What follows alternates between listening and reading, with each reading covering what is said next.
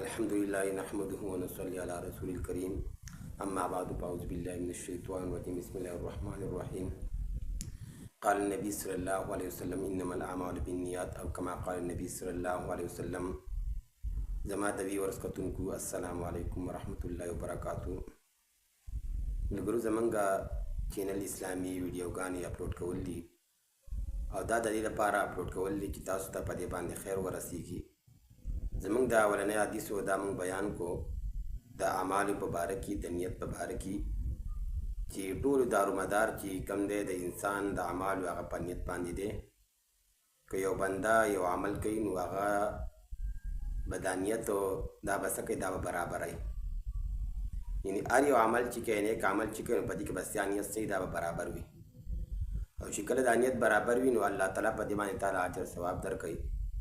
او چې کله دا نیت ستا برابر نه وي نو اگر هغه نیک عمل دی ولیکن انسانیت برابر نه دی نو الله تعالی په دې باندې ثواب نه درکوي.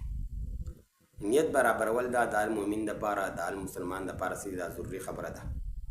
دا کوم حدیث چې ما ولوستلو په دې کې جناب محمد صلی الله علیه وسلم فرمایي وایي بېشکه د عملونو دارومدار په نیتونو باندې دی. معنی دا چې نیت برابرول پکار دي، دا ضروري دي. نو چې کله نیت برابر وي نو د دې به الله رب العالمین تعالی په دنیا کې او په آخرت په دواړو کې څه کوي؟ پیدا درکوي. او دا خبره هم الله تعالی قرآن مجید کې فرمایي چې لن ینال الله لحومها ولا دماؤها ولکن ینالو التقوی منکم. الله تعالی فرمایي وای ای بندګانو نه رارسي ماته ستاسو غوښې د قربانو چې کومه غوښې دي او نه کومه وینې چې دي هغه نه رارسي، بلکې الله تعالی فرمایي چې ماته ستاسو سوچ ستاسو تقوا رارسي، اخلاص چې کومه دی نو هغه رارسي. نو اخلاص دا ډېر ضروري او یو اهم ترین څیز دی. او چې کله نیت برابرولو او دغه رنګې د هغې په وجه باندې نیت برابرول دا سړي دا ډېر ضروري څیز دی. اخلاص چې کله په سړي کې موجود وي او نیت د دې سړي دا برابر وي نو تا د یو څیز دپاره نیت څه هغه کړی نو الله تعالی په هغې باندې تعالی اجر ثواب درکوي.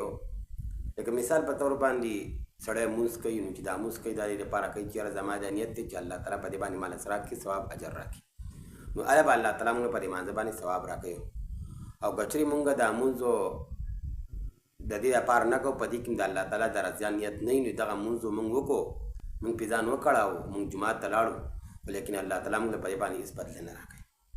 نو پکار چې زموږ چې کوم کتونکي دي د چینلو نو دا خبره په ذهن کې کېنول پکار دي چې نیت سره دا خپل برابرول پکار دي. او د کوم حدیث چې ما ولوستلو انشاءالله تعالی آینده دپاره به موږ همداسې اسلامي ویډیوګانې څه کوو دا به اپلوډ کوو. نو پکار ده چې د دې نه تاسو هم استفاده اوچته کوئ او الله تعالی موږ هم یو قسم نه د دعوت او تبلیغ او د هغې څه کوي د هغې هغه اجر ثواب څه کې دا راکړي. نو دې حدیث هم ولوستلو او دغه آیات هم د قرآن مجید وړاندې کړو تاسو ته. نو الله رب العالمین دې په دې باندې چې ما کوم کتونکي دي څوک اوري څوک ګوري نو ټولو ته بیا الله رب العالمین د عمل کولو توفیق ورکړي. واخر دعوانا ان الحمدلله رب العالمین.